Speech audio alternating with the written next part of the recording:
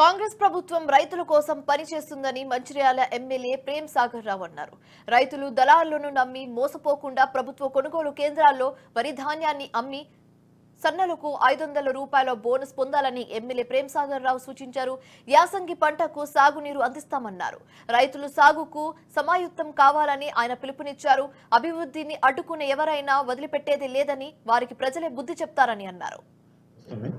ఒక 15 రోజులు పడతాయి శాంక్షన్ అంటే ఆ 4 లిఫ్ట్ల ద్వారా ఏదైతే గూడెన్ లిఫ్ట్ కడెం ద్వారా నీళ్లు రాని ప్రాంతాలని ఆ ప్రాంతాలు కూడా మొత్తం చేస్తా అని చెప్పిన అదే ఎన్నికల క్రమం చెప్పిన దానికి కట్టుబడి అదే చేస్తున్నాం. ఒకసారి ఆ 4 లిఫ్ట్లు శాంక్షన్ పని స్టార్ట్ అయ్యి ఈ సీజన్ అనుకుంటాను కానీ వర్షాకాలం లోపల అంతే గ్యారెంటీ బట్ అందే ప్రయత్నం చేస్తాం. బట్ ఈ దళాల చక్కర్లు కానీ లేకపోతే వ్యాపారస్తుల మాటలు నమ్మి సన్న వడ్లు కానీ దొడ్డు వడ్లు కానీ సన్న వడ్లకు బోనస్ ఇస్తా అని చెప్పినాం.